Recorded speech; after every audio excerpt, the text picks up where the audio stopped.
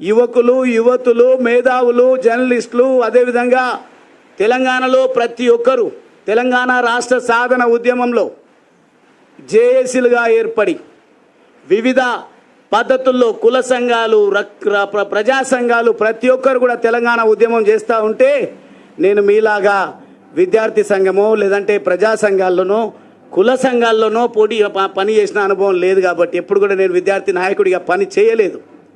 కాబట్టి నాకు ప్రధానంగా కనిపించింది టీఆర్ఎస్ పార్టీ.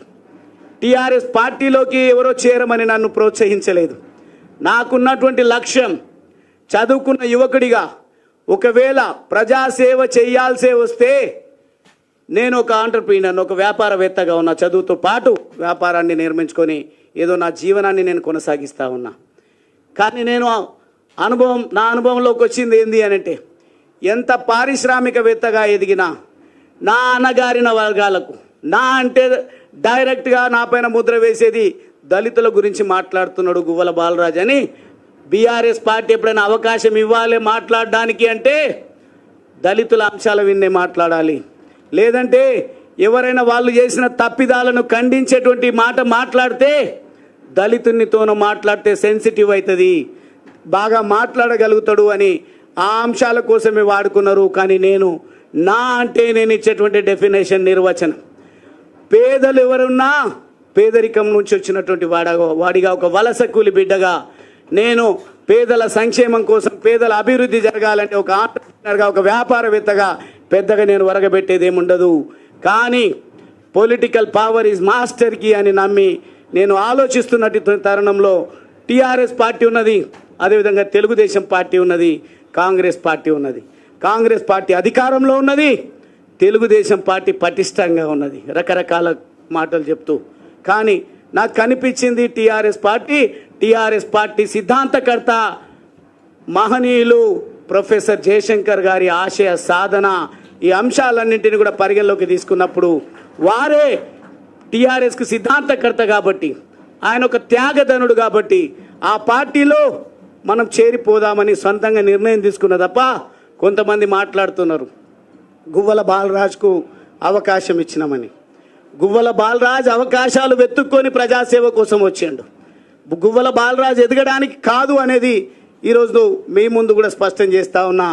ఈరోజు కూడా భారతీయ జనతా పార్టీలో వీరు చేస్తున్నటువంటి ప్రయత్నాలే తప్ప కరుడుగట్టిన బీఆర్ఎస్ కార్యకర్త మేము ఎట్లా అడుగుతామో అని సంకోచంలో అప్పుడప్పుడు ఎక్కడన్నా అన్న వాళ్ళు కలిసినా చేరండి అని కొంత నవ్వుతూ మాట్లాడిండు తప్ప సీరియస్గా ప్రయత్నం చేయలేదు. మా లోపల మాత్రం వ్యతిరేకత ఉడుకుతూ ఉంది. అక్కడ ప్రత్యక్షంగా ఉండి చూస్తూ ఉన్నాం బీఆర్ఎస్ పార్టీలో. కానీ చివరికి నేనే అన్ని పార్టీలను స్టడీ చేసినాక నిర్ణయం తీసుకుందామని ఒకానొక సందర్భంలో రామచంద్రరావు అన్న నేను న్యాయవాదిగా కూడా ఒక 2-3 సంవత్సరాలు వృత్తిలో కొనసాగిన. ఆ సందర్భంలో పరిచయం, జేఏసీలో పరిచయం, అదేవిధంగా పార్టీ ప్రతినిధులుగా టీవీ డిబేట్లలో పరిచయం.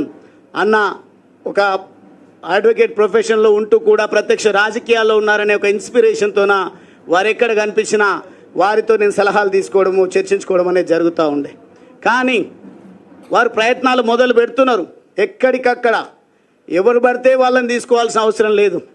పటిష్టమైనటువంటి క్షేత్రస్థాయి లీడర్షిప్ బీజేపీ పార్టీలో ఉంది. ఎవరైతే దేశం కోసం, జాతి కోసం, పేద అణగారిన వర్గాల కోసం, దేశ రక్షణ కోసం మాట్లాడతారో వాళ్లకు ఆ సోయి ఉంటుందో అటువంటి వాళ్ళనే తీసుకుందామనే ఒక ప్రణాళిక పెద్దలు రామచంద్రరావు గారి నేతృత్వంలో పార్టీ మొత్తం కూడా చేస్తున్న విషయం నాకు తెలిసి నేను నిర్ణయం తీసుకోవడం జరిగింది. నిర్ణయం తీసుకున్న తర్వాత దయచేసి ఇప్పటికి కూడా నన్ను ఈ స్థాయికి తీసుకొచ్చిన, నాకు రాజకీయంగా జన్మనిచ్చినటువంటి నా అచ్చంపేట సోదర సోదరిమణులకు, యువకులకు, మేధావులకు, జర్నలిస్టులకు, అదేవిధంగా మహిళలకు, కుల సంఘాలకు, ప్రజా సంఘాలకు ప్రతి ఒక్కరి కూడా నేను చేతులు జోడించి నేను మీకు చెప్పకుండా రాజీనామా చేసినందుకు మన్నించాలని నేను కోరుతా ఉన్నా. కారణం ఏంది అంటే చాలా ఫోకస్డ్గా ఉంటుంది బీఆర్ఎస్ పార్టీ ఎప్పుడు కూడా ఎన్నికల పాయింట్ ఆఫ్ వ్యూలో. ఎన్నికల కోసం, పార్టీ పరిరక్షణ కోసం, వారి వ్యక్తిగత పరిరక్షణ కోసం సిద్ధంగా ఉంటుంది.